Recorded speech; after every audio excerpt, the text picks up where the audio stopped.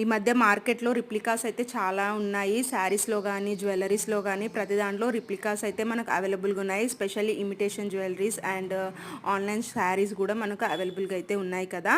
So చాలామంది ఏమనుకుంటారంటే అది ఇది సేమ్ ఏమో, వాళ్ళు ఎక్కువ కమ్ముతున్నారు వీళ్ళు తక్కువ కమ్ముతున్నారు అని అనుకుంటారు. కానీ అలా ఉండదండి.